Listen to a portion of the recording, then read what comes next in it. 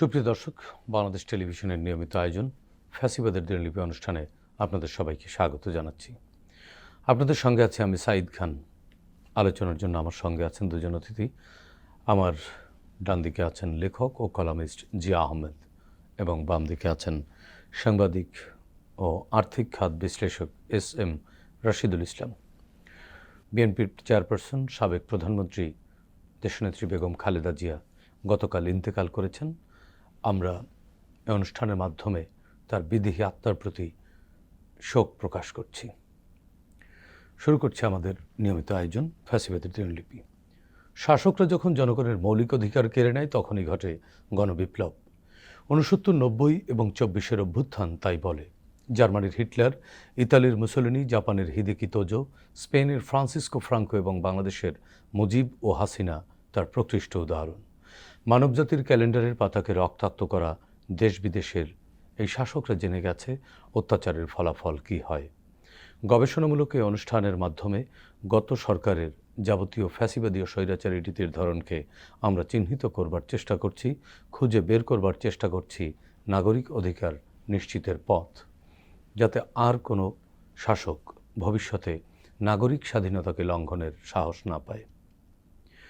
আজ 31 ডিসেম্বর 2025। গত 15 বছরে শেখ হাসিনার শাসনামলে শুধুমাত্র এই দিনটিতে কী ঘটেছিল অতিথিদের সঙ্গে আলোচনার আগে বিভিন্ন গণমাধ্যম থেকে সংগৃহীত কিছু শিরোনাম দেখে আসি।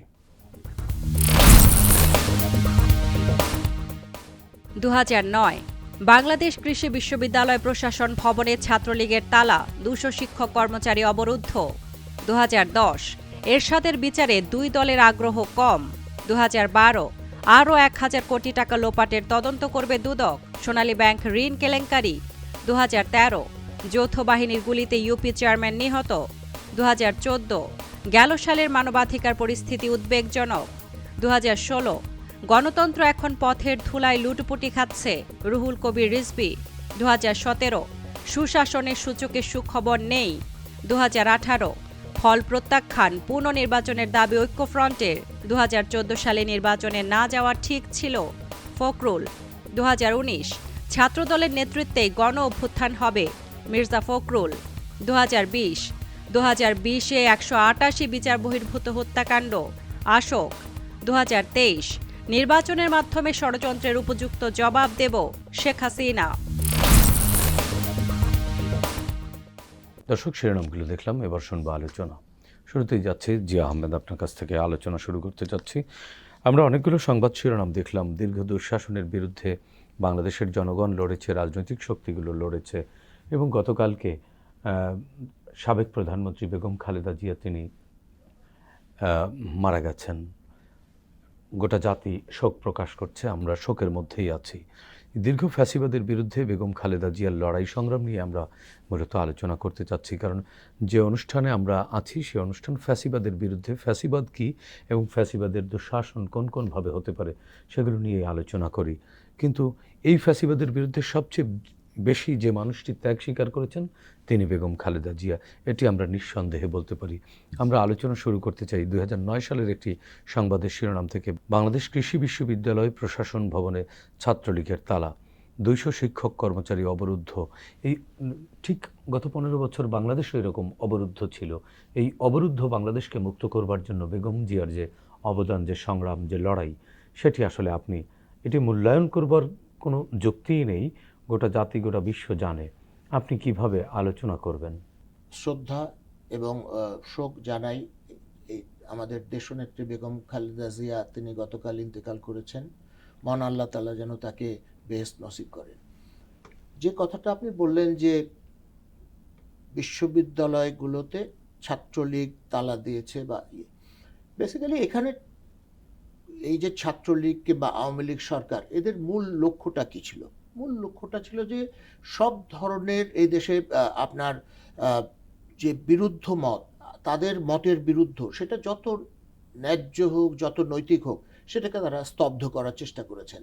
ঢাকা বিশ্ববিদ্যালয়, চিটাগাং, রাজশাহী, জাহাঙ্গীরনগর, এই প্রতিটা বিশ্ববিদ্যালয়কে তারা আপনার তাদের সম্পূর্ণ কবজার মধ্যে আনতে চেয়েছে। যে এই ঢাকা বিশ্ববিদ্যালয় বলেন, এই বিশ্ববিদ্যালয় থেকে কিন্তু আপনার সব সময় আপনার সরকার বিরোধী আন্দোলনগুলো এবং স্বৈরাচার বিরোধী আন্দোলন, সেই আপনি তখন চিন্তা করেন যে 1969 সালের যে আইয়ুব বিরোধী আন্দোলন, 1990-এর আপনার এরশাদ সরকারের বিরুদ্ধে আন্দোলন, প্রতিটা আন্দোলন শুরু হয়েছে এই ঢাকা বিশ্ববিদ্যালয় থেকে।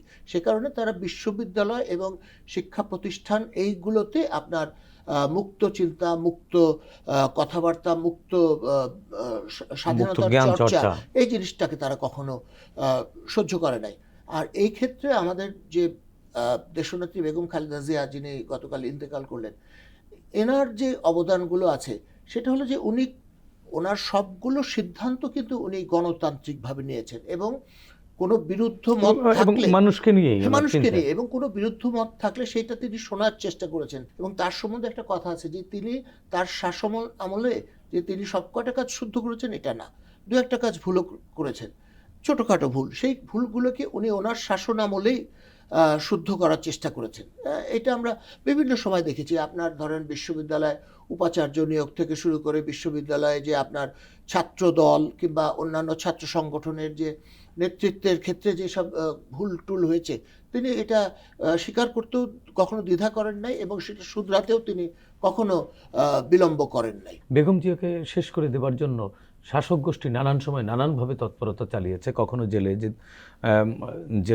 জেলের অন্ধকার প্রকোষ্ঠে হত্যা করতে চেয়েছে, কখনো বা দেশের বাইরে পাঠিয়ে দিতে চেয়েছেন। কিন্তু তিনি সবসময় একটি কথা বলেছেন, এই দেশের বাইরে আমার কোনো ঠিকানা নেই, এই দেশই আমার শেষ ঠিকানা এবং আমি এই দেশের মানুষের সাথেই থাকতে চাই। স্বজন হারানোর পরেও তিনি বলেছেন, এই মানুষগুলোই আমার স্বজন, এদের সাথেই আমি থাকতে চাই। এই মানসিকতার প্রাণ শক্তি তিনি কোথা থেকে পেতেন? এই বাংলাদেশের মাটিতে এর বাইরে কিন্তু ওনার কোনো আত্মীয় স্বজন নাই। যখন উনি মারা গেলেন গতকালকে, তখনও পর্যন্ত ওনার কিন্তু ঢাকায় কোনো বাড়ি ছিল না। হ্যাঁ, আপনি দেখেন না যে ওনার বাবা মারা গেছেন, সেখান থেকে ওনার বাবা মারা গেছেন বাংলাদেশে, তিনি বাংলাদেশের মাটিতে শুয়ে আছেন। তার মা মারা গেছেন, তার স্বামী আমাদের যে জনপ্রিয়তম প্রেসিডেন্ট জিয়াউর রহমান সাহেব, তিনি এই দেশেই মারা গিয়েছেন এই দেশের মানুষের উন্নতি করতে গিয়ে। তার ছেলেটা আপনার যে ছোট ছেলেটা আরাফাত রহমান কোকো, সেই ছেলেটার উপর অত্যাচারের কারণে সে চিকিৎসাধীন থাকা অবস্থায় বিদেশে মারা গিয়েছে, তাকেও বাংলাদেশেই আপনার দাফন করা হয়েছে।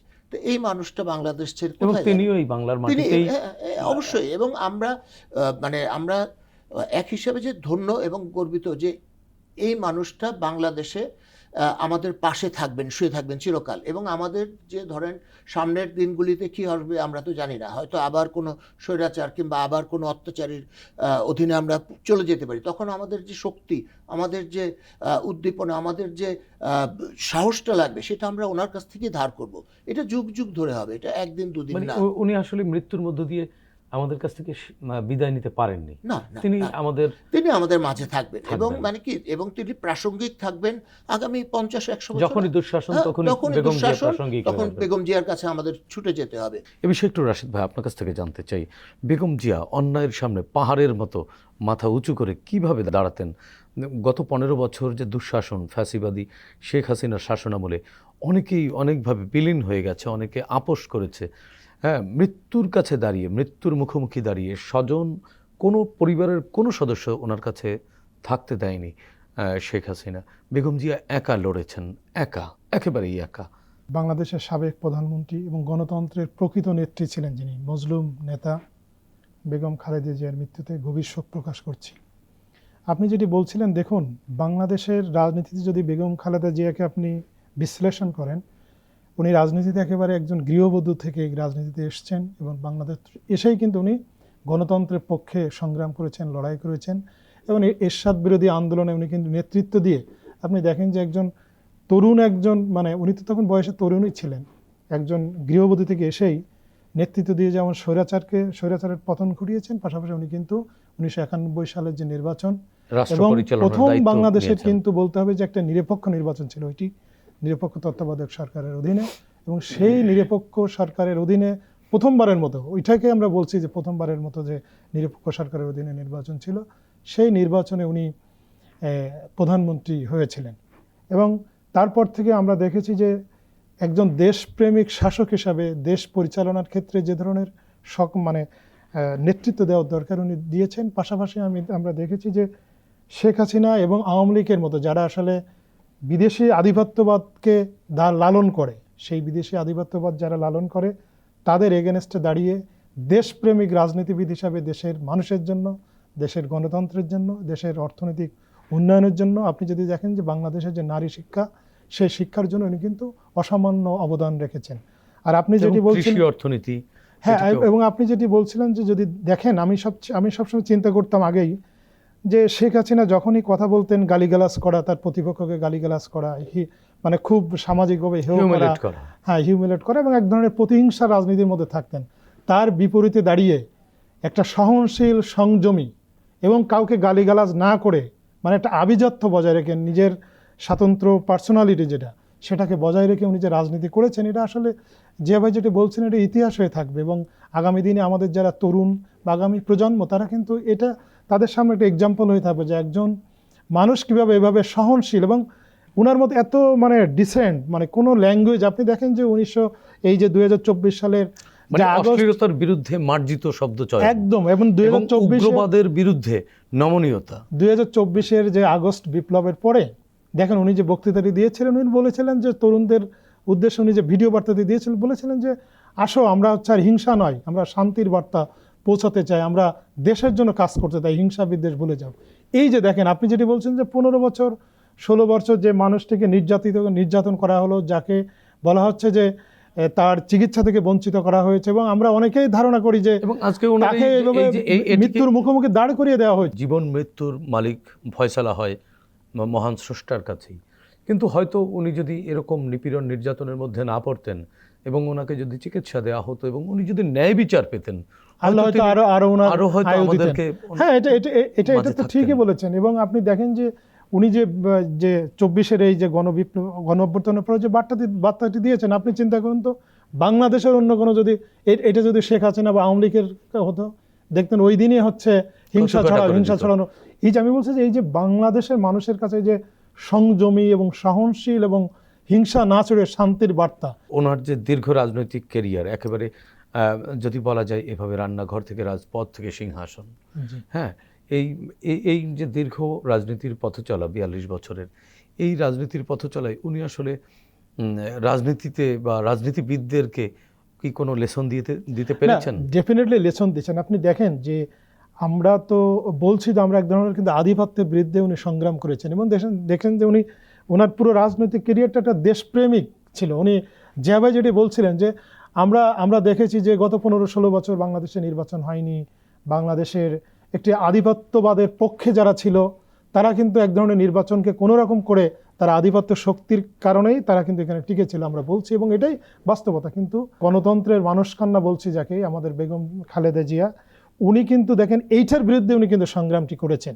যেভাবে যেটি বলছিলেন যে ওনার কিন্তু দেশের বাইরে কেউ নাই, উনি বারবার বলেছেন যে আমি দেশের বাইরে থাকবো না, এই দেশেই আমার জন্ম, এই দেশে মৃত্যু এবং আমি দেশের বাইরে আমি যেতে চাই না। আমরা দেখেছি 2007-8 সালের যে সেই সময়ের যে মানে ওই সময় ওনার আমরা দৃষ্টান্ত দেখেছি, আরেকজন নেত্রী কিন্তু দেশের বাইরে চলে গেছেন। আমি বলছি যে সামগ্রিকভাবে ওনার যে পুরো রাজনৈতিক যে কেরিয়ার, এটা কিন্তু আগামী দিনে নিশ্চয়ই লেসন হয়ে থাকবে। এবং আমি আগামী দিনে যারা রাজনীতি করবেন এবং বর্তমানে যারা রাজনীতি করছেন, আমি ব্যক্তিগতভাবে আহ্বান জানাতে চাই যে বেগম খালেদা জিয়ার এই যে সহনশীল, সংযমী এবং দেশপ্রেমিক রাজনীতি, এটি আপনারা লালন করুন, ধারণ করুন, তাহলেই আমরা দেশের সত্যিকারের একটি ওই যে আমরা যে উন্নত সমাজ ব্যবস্থার আকাঙ্ক্ষা করি, আমরা যে একটি উন্নত রাষ্ট্রের আকাঙ্ক্ষা করি, সেই জায়গায় আমরা পৌঁছাতে পারি। আরেকটা জিনিস আমার বলতে ইচ্ছা করে, আমি দীর্ঘদিন অর্থনৈতিক সাংবাদিকতা করেছি।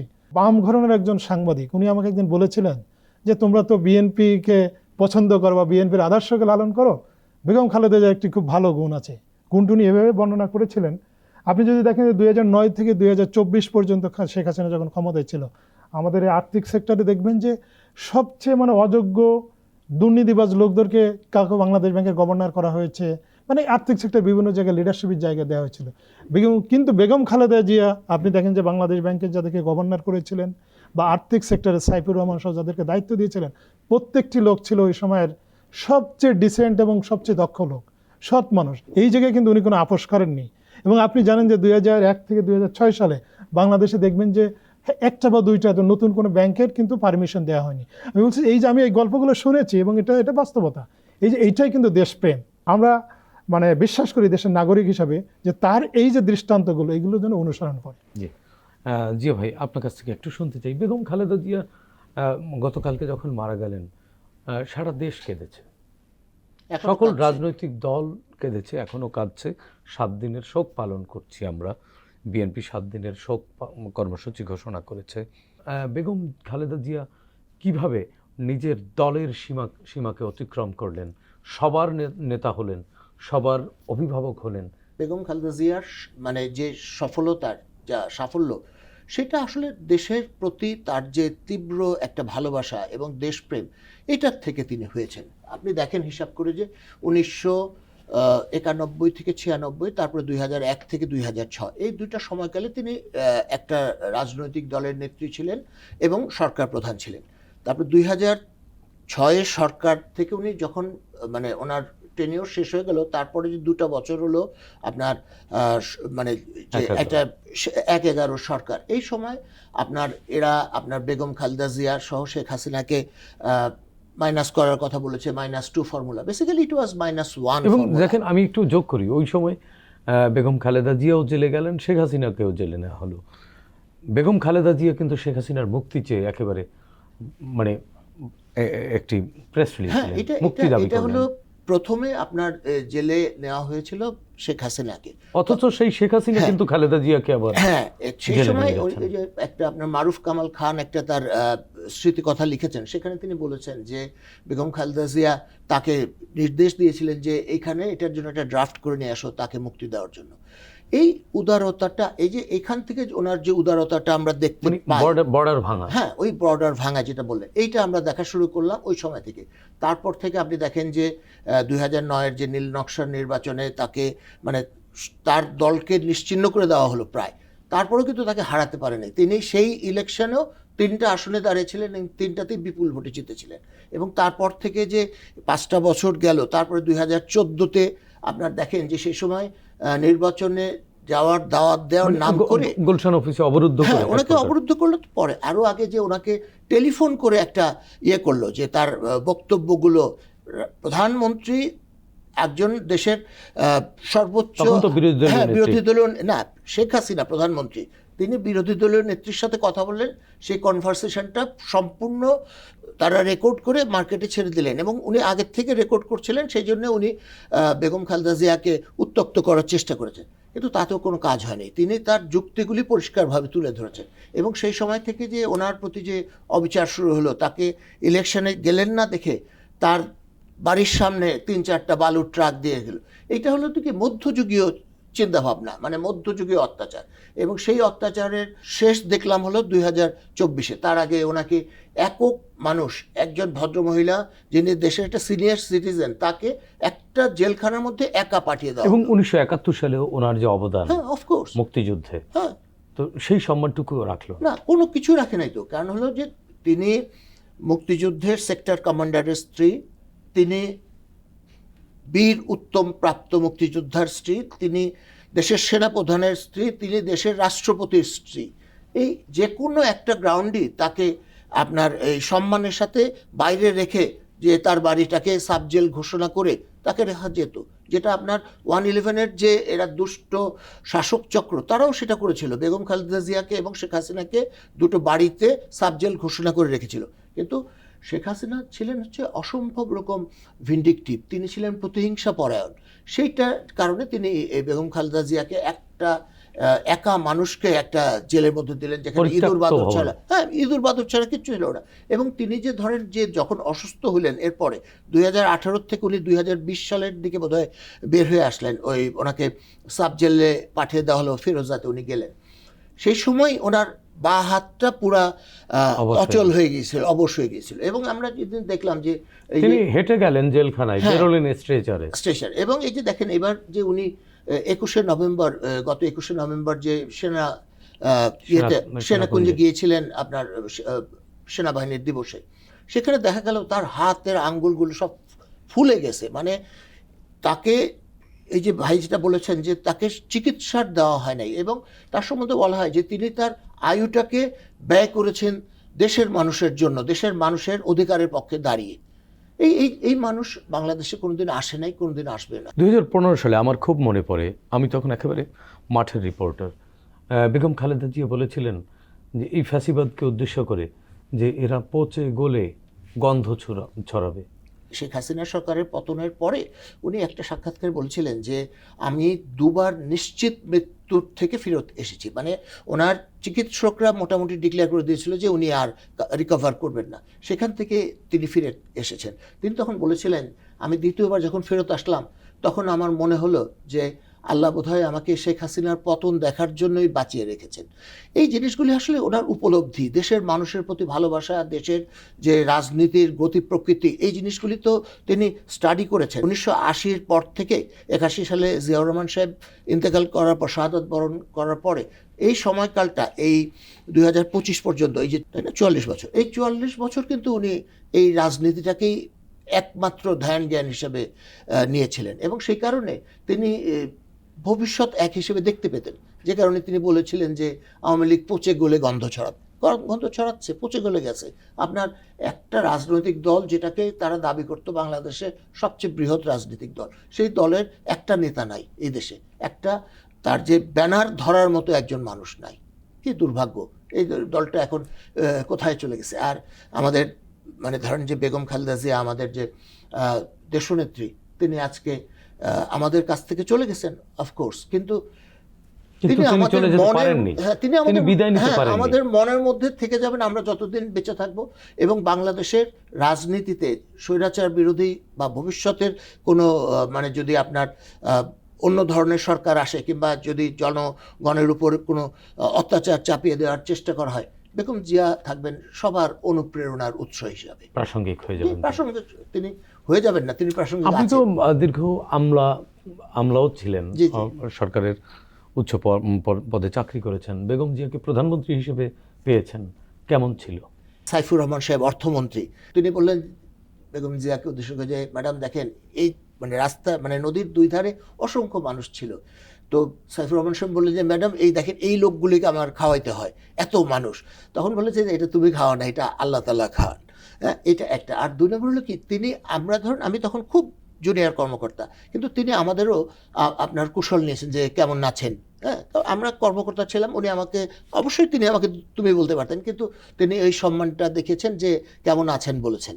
তো আমরা তো মানুষকে সম্মান করার যে মানসিকতা, এবং মানে কি যে আমরা যে ধরেন তার যে ভ্রমণটাকে নিশ্চিত এবং মানে ইয়ে করার জন্য, যে এটাকে সুগম করার জন্য আমরা সেখানে অপেক্ষা করেছি, সেই জিনিসগুলিকে তিনি অ্যাপ্রিসিয়েট করতেন। এটা ছিল তার একটা খুব বড় জিনিস। তিনি মানুষের দুঃখ কষ্টকে নিজে বোঝার চেষ্টা করতেন, যে না এরা ভোর থেকে এখানে বসে আছে আমার জন্য, এই জিনিসটা ছিল ওনার মধ্যে।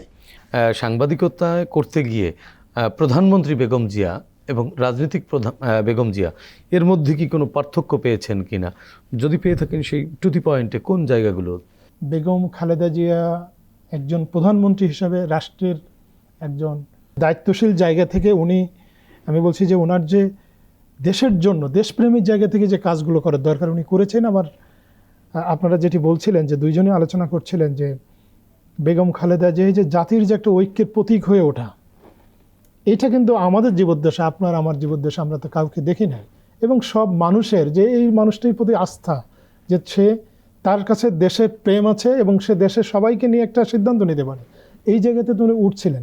আর আমি একটা জিনিস বলতে চাই যে আমি সংবাদ কর্মী হিসেবে আমার উপলব্ধি হয়েছে এমন, বেগম খালেদা জিয়াকে কিন্তু দেখেন দেশের কিন্তু আমরা যারা সাংবাদিকতা করি, বিশ্ববিদ্যালয়ের শিক্ষক বা সুশীল সমাজ বলতে আমরা যাদেরকে বুঝি, আমরা যারা সংবাদকর্মী, আমরা আরও 15 বছর আগে দেখেছি যে বাংলাদেশের মিডিয়াতে কিন্তু এন্টি খালেদা জিয়া বা মানে বিএনপির মতাদর্শ পছন্দ করেন এরকম লোকজনকে কিন্তু প্রত্যেকটা মিডিয়া হাউসে আপনার গেটকিপার বলা হয়, যাদেরকে মানে মূল দায়িত্বগুলোতে ছিল। আমরা দেখেছি যে এইগুলোর কিন্তু ওনাকে, বা আমরা সুশীল সমাজ বলতে যাদেরকে বাংলাদেশে এতদিন যাদেরকে দেখেছি আর কি, তো তাদের এগেনস্টেই কিন্তু তার পলিটিক্সটা করতে হয়েছে। আমি বলছি যে এই যে এইগুলোর, এটা কিন্তু একটা বৈরী পরিবেশ, আপনি যখন রাজনীতি করবেন এইগুলোর এগেনস্টে পলিটিক্স করা।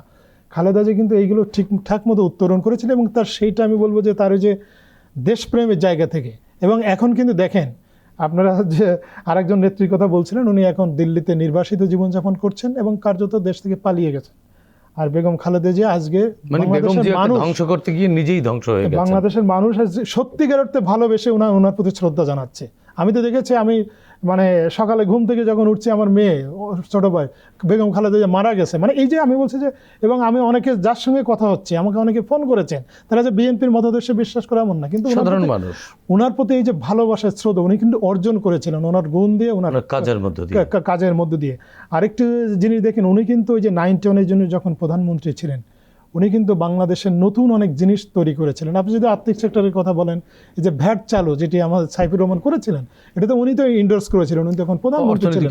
এবং বাংলাদেশের অর্থনীতির এখন সবচেয়ে বড় একটা আয়ের উৎস, মানে যদি বলেন সরকারের যে রেভিনিউ। আপনি যে নারীদের জন্য শিক্ষা অবৈতনিক করা, নারীদের শিক্ষাটাকে যে বিস্তৃত করে দেওয়া এবং গ্রামীণ নারীদেরকে এম্পাওয়ার্ড করা, এইগুলো কিন্তু উনি করেছিলেন। এবং সারা মুসলিম বিশ্বে কিন্তু একজন উনি মহিলা প্রধানমন্ত্রী হিসেবে তার নিজের যে একটা মানে সক্ষমতা স্বাক্ষর রেখেছিলেন। আরেকটি বিষয় দেখুন যে, আমি বারবার ওনার একটা জায়গায় আমি খুবই শ্রদ্ধা করি, যে শেখ হাসিনা এবং আওয়ামী লীগের যে রাজনীতি গত 15-16 বছর আমরা দেখেছি দেশে, সারাক্ষণ গালিগালাজ করা, প্রতিহিংসা রাজনীতি ছড়ানো, হিংসা ছড়ানো, তার এগেনস্টে উনি কিন্তু কখনো কিন্তু শেখ হাসিনার নাম নিয়ে একটা মানে খারাপ কথা আমি কখনো শুনি নাই। এই যে জিনিসটা, এটা কিন্তু আসলে একজন মানুষ হিসাবে আপনি আপনার জায়গা থেকে চিন্তা করেন, আপনাকে একজন সারাক্ষণ গালিগালাজ করছে, আপনি ধৈর্য সহকারে সেটারে মানে কাউন্টার দিলেও সেটা খুবই শালীন ভাষা এবং মানে একদম রাজনৈতিক যে ডিসেন্ট ভাষা, এটা তো মানে অকল্পনীয়। এবং আমি মনে হয় এইসব কারণে উনি আগামী দিনে স্মরণীয় হয়ে থাকবেন। এবং আমার মনে হয় বেগম খালেদা জিয়ার এই যে শিক্ষণীয় জিনিসগুলো আমরা ব্যক্তি জীবনের জন্য অনুসরণ করি, এবং উনি যে রাজনীতিকরাও যেন ওনার কাছ থেকে এই যে শিক্ষাগুলো উনি দিয়ে গেলেন, নীরবে চলে গেলেন, সেটি যেন লালন করেন, সেই প্রত্যাশা। এবং 24-এর গণ অভ্যুত্থান পরবর্তী বাংলাদেশে যে বেগম জিয়া ঐক্যের প্রতীক হয়ে ওঠা, সেই প্রতীককে অনুসরণ করে যেন আমরা কমন ইন্টারেস্টে ঐক্যবদ্ধ থাকি। এবং ওনার আরেকটি যে গুণ ছিল, আমরা দেখেছি পুরো জীবদ্দশায় উনি কিন্তু আধিপত্যবাদের বিরুদ্ধে উনি সোচ্চার ছিলেন। এবং ওই আধিপত্যবাদে যারা বিশ্বাস করে না তাদেরকে মোটামুটি উনি এক জায়গায় করেছিলেন। বলছে এইটা ওনার যে আধিপত্যবাদের বিরুদ্ধে ওনার যে লড়াই সংগ্রাম, এবং সত্যি এইটাই হলো দেশপ্রেম। এটা যেন আমাদের মানে রাজনীতিবিদরা অনুসরণ করে। আমরা আজীবন ওনাকে শ্রদ্ধায় এবং স্মরণে রাখবো।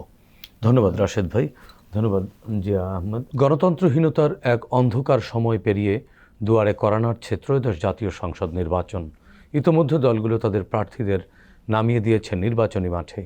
জনগণ মুখিয়ে আছে একটি অবাধ ও শান্তিপূর্ণ নির্বাচনে তাদের ভোটাধিকার প্রয়োগের জন্য। আসুন ভোটাধিকার প্রয়োগের এই উৎসবে আমরা সামিল হই, সাধ্যমতো ভূমিকা রাখি দেশ ও জাতি গঠনে। দর্শক, দেখা হবে আগামী পর্বে নতুন অতিথির সঙ্গে। ততক্ষণ পর্যন্ত ভালো থাকুন, সুস্থ থাকুন, বাংলাদেশ টেলিভিশনের সঙ্গেই থাকুন। খোদা হাফেজ।